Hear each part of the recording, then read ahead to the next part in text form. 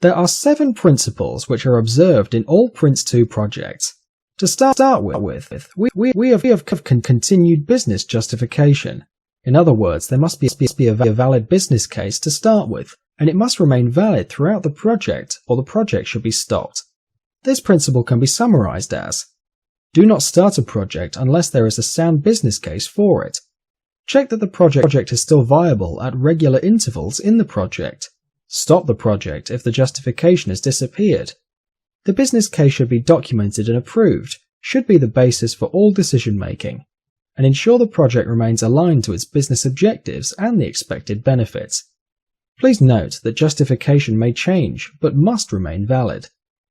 In any project, we should try to avoid reinventing the wheel, and we should learn from experience, emphasizing good practices and avoiding being bad. We need to make use of our network if possible, social media as well. Lessons should be sought at the beginning of a project, in the process starting up a project, learned as the project progresses, and passed on to other projects at the close of the project. In any project, we need to know who's doing what, and this is reflected in the principle, defined roles and responsibilities.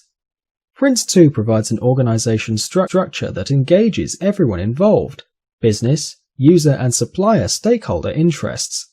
Within the structure there are defined roles and responsibilities for every member of the project management team. The chosen people agree to a role description and sign their acceptance of that role. People must know what their and other people's responsibilities are. Good communication depends on this. Well-run projects are based on doing some work, reviewing progress, and then deciding whether to proceed or not. In other words, do a bit, stop and review, do a bit, stop and review, and finally do a bit and finish it off. We call these stages, and they are usually less than 3 months long, and this is reflected in the principles, manage by stages. Since the project board manages by exception, this principle provides them with the opportunity to review the project at key points within the project, assess ongoing viability of the project, and make the necessary decisions to ensure the overall success of the project. In a well-run PRINCE2 project, there is no need for the project board to meet on a regular basis. Project board should not get involved in the day-to-day delivery of the project or micromanage the project. They should meet at the end of each stage to give authority to proceed. At these points, they set tolerance for the next stage. Tolerance is the permissible deviation from the plan that is allowed before it needs to be escalated to the next higher authority. We call this overall approach management by exception.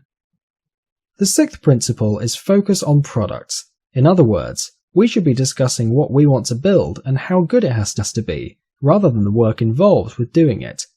The purpose of a project can be interpreted in many different ways unless there is an explicit understanding of the products to be produced and the criteria against which they will be individually approved. To achieve this, at the start of the project manager meets with the customer to capture their expectations and the criteria the customer intends to use to judge the success of the output. This is documented in form of project product description, which describe the project product.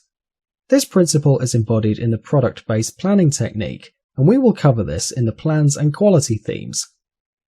Finally, we need to be aware of the size of the project. Simple projects will require a lighter touch, and there is more room for informal reporting and fewer stages and reports.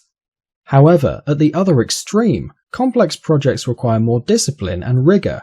Structuring PRINCE2 to meet these varying needs is called tailoring, and this supports the principles. Tailoring to suit the project environment. Tailoring is considered before the project begins. Roles may be split or combined. Processes and documents may be combined. It may be agreed that some reports can be oral and some decisions made by phone or email rather than at meetings.